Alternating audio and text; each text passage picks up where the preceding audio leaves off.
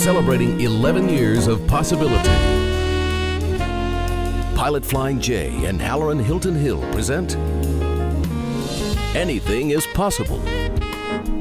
Today's guest, Chancellor Jimmy Cheek. Welcome to another edition of Anything is Possible. I'm Halloran Hilton Hill, and my guest today is Chancellor Jimmy Cheek. Thank you for joining us. Thank you very much for inviting me. I'm delighted to be here. All right, I'm going to start here. I'm going to say a word and then you respond. Hyco, Texas. That's right. Where and what? It's a major metropolis in Texas of about 1,300 people. It's southwest of Fort Worth, and most people don't know where it is. And if you don't know where Fort Worth is, it's close to Dallas. Right, so we know where Dallas is. Right. So you're a Texas native. I think in looking at my notes, it said that you're a first-generation college graduate. Are you the first from your family to go to college? I am. Tell me that story. Well, my parents didn't go to college. They graduated from high school. They always thought I should go to college.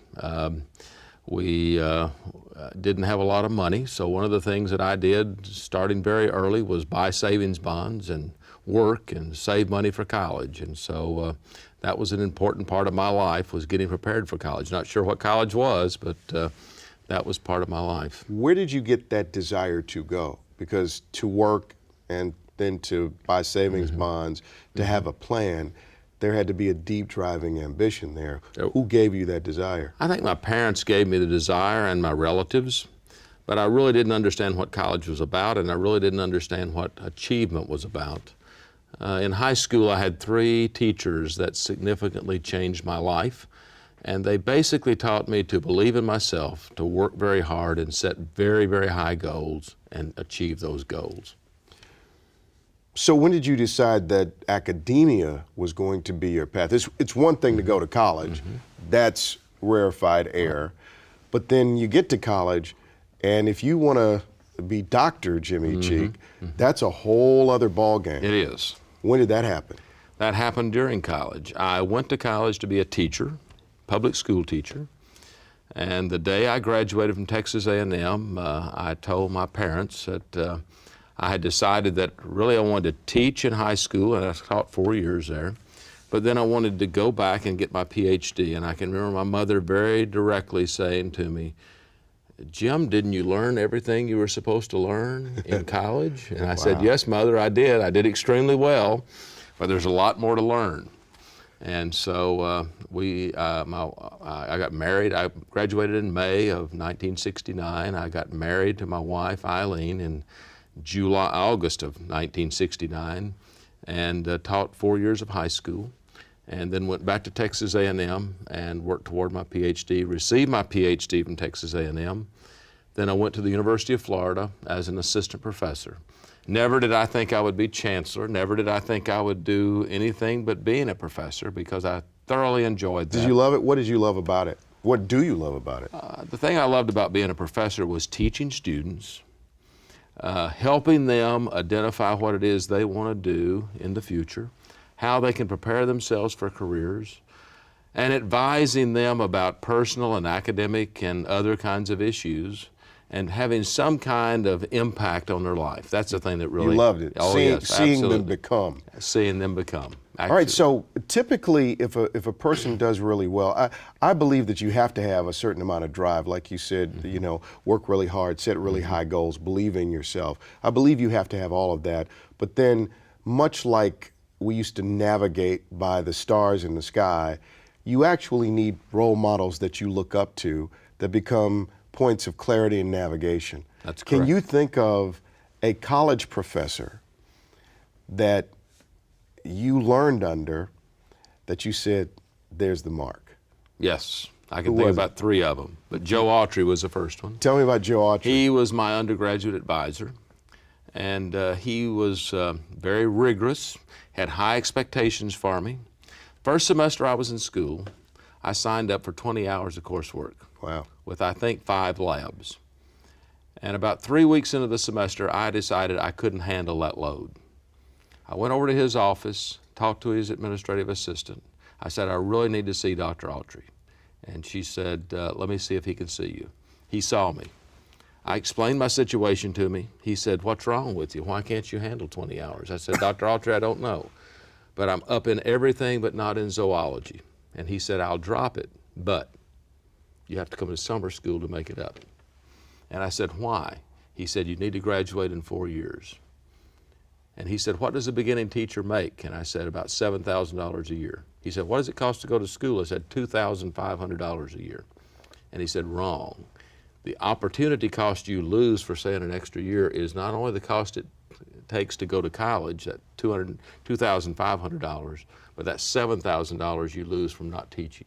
He said, "That's called opportunity cost. You need to remember that." Wow. So he had. So he wasn't just teaching you That's about life, which is one of the things that you love to do. Give me another of the stars in your constellation. I would say at Texas A&M, Jim Christensen. Tell me about him. He said, "You can be a good high school teacher, you can be an excellent high school teacher, but you ought to think about going further to graduate school and becoming a faculty member at a university." And some others did also along the way, but he was also one that said that to me. Was he right? He was right. He was right. You love it, don't you? Yeah, I do. Wow. If I didn't love it, I'd do something else. All right, I have a question for you here as we get ready to go to break. I'm going to bring something up to you, and I want you to just give me your first reaction. Okay. All right? The University of Florida. My first reaction to the University of Florida, it's a great place to work. It treated me very well, but I saw the light and moved to Tennessee. You were there 34 years? That's correct. Wow. Went there as an assistant professor, Right. and left as a senior vice president. So what made you come to Tennessee? A friend of mine asked me if I knew about the position at Tennessee. I said no. He said, "You should look into it as chancellor." A couple of weeks later, I looked into it. I made a call to some people up here. I was finally convinced that I should apply for the job. And Hap McSween on the faculty at the University of Tennessee was instrumental in convincing me that this was an opportunity to look at. Never had applied for a job like this before. I applied for the job, was offered it, and I'm delighted to be a Tennessee volunteer. All right, consider this during the break. What is a chancellor? We'll get an answer from you on that coming up. This is Anything is Possible. We'll be right back. Possibility powered by Pilot Flying J, Covenant Health, Home Federal, and the Knoxville News Sentinel. Coming up. There are people today that question whether or not the college degree is the right thing to get. And my answer to that is, for almost all the people in the world, the answer is yes.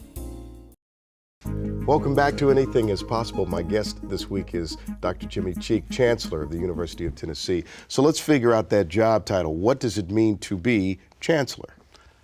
At the University of Tennessee, Knoxville, Chancellor is a CEO of the campus. So I'm involved in charge of academic enterprise and the athletic enterprise and everything that's there. How do you measure yourself? I know any CEO was watching this great documentary on how the CEO of Ford brought that company back, but he had a dashboard of indicators that he used to see how's our progress. Most leaders have some kind of metrics that they use to measure their performance. What are yours? We have those same metrics. One for us is the quality of our incoming freshman class. Our incoming freshman class is already in the top 25 public research universities, and that's our goal, to get into that group. We're about 46 right now. Another metric we look at is retention rate. That is, if we accept a student as a freshman, are they there as a sophomore? We're now about 86%. We'd really like to be at 90%. We've moved from 84%, so we're making right progress, but we have not got to our goal. The biggest one we work at the undergraduate level are things like the graduation rate at 6 years. When I came to Tennessee, we're at 60%. We've put procedures and processes in place, and we're now at 66%. I think next year we'll be at 68%. Our goal is to get to 75%. We're currently the highest of any public institution in the state of Tennessee, but that's not good enough for us. We want to be the best of the best nationwide. If you look at another metric is grants and contracts. We've increased the volume of grants and contracts on our campus in the 4-year period of time by about $50 million. Wow. So we got $50 million more grants and contracts than we did. Those are metrics that we measure. So when you think about opportunity cost, excuse me, Yeah. it kind of goes back to that professor that Yeah. said, no, you're coming back, you're going to finish it in 4 years. Right. And by pushing that curve at UT, you're helping with the opportunity cost of every student that comes. That's exactly right. Creating more value in That doing is exactly right. And we got a plan to move what we call 15 forward. Take 15 per semester, 15 hours per semester, and graduate in 4 years. And the reason for that is that if money is an issue to you, and it is to most students, then we need to move them through the system as quick as possible, Right. so they can get out and get a job and be productive citizens. That's our goal. That's a really good goal. Can I talk to you? One of the things that a chancellor, a CEO, has to do, you have to make tough decisions. Yes. And since here, you've had to be part of some really tough decisions. Yes. How do you go about making the hard decisions? The way I personally go about it is take time to try to study the issue from as many points of view as possible. And I involve people on the cabinet with those decisions. So we sit in my office and we have a selected group of people sit around. If it's a personnel matter, we have an attorney with us. And we try to think through all the things that would impact that decision.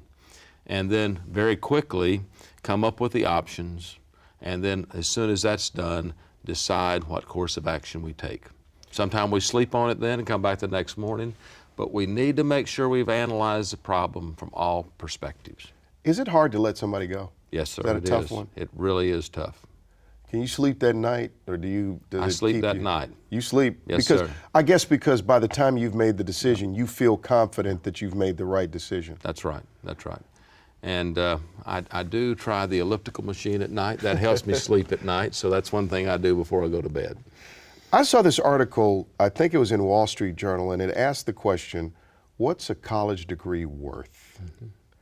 I've been anxious to ask you that question in conjunction with this question. What is a good quality education? Okay. What is that? First on is a college degree worth something? The answer is absolutely yes. It prepares you, a college degree should prepare you for life. It should prepare you to learn on your own. It should prepare you to solve complex problems. It should prepare you to think. It should prepare you to write and verbally express yourself. And it should prepare you for different kinds of things that's going to happen in your life that you don't anticipate is going to happen. It should also help you get a job. Right. And so those are the kind of things that I think differentiate the college degree. If you look at there are people today that question whether or not the college degree is the right thing to get. And my answer to that is, for almost all the people in the world, the answer is yes. They should prepare themselves for the future. One way they can do that is with a college degree. Does everybody need to go to college? No. But everybody, I think, almost everybody, needs additional skills that they did not get in high school. So it may be a community college, it may be an area vocational, technical, career school, or it may be a university. But once you decide on those paths, then the thing that's going to make a difference for you at the University of Tennessee is completing that degree. So when you think about a good quality education and it preparing you to be, I guess, a lifelong learner, problem solver, a person that creates value in community, what is the role then of a university, a land-grant university like the University of Tennessee? Because you kind of caught, on one hand, it's the land-grant university of the state of Tennessee, and you're trying to create educational opportunity for people here. But if you want to be top 25, you have to become ever more selective. Right. And so I'm trying to figure out how you keep the value proposition, but at the same time, you keep faith with trying to take care of students right here in Tennessee. 90% of our freshmen come from Tennessee. We're one of the few land-grant colleges that have that high percentage. That tells you a lot about Tennessee. It means that we've got some very talented students in Tennessee, and they choose to come to the University of Tennessee, Knoxville.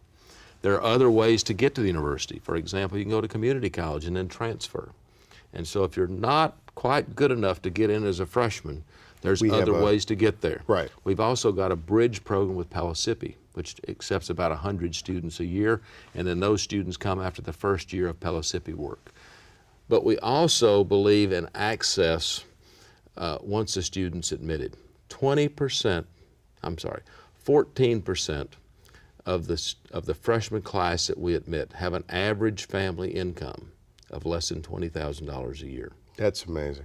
And we make it possible for them to come to school without incurring debt.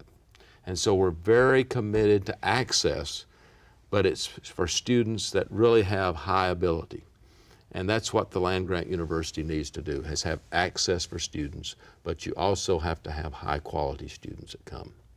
Let's take a break. My guest is Dr. Jimmy Cheek. He's the Chancellor of UT Knoxville. We'll be back. Coming up.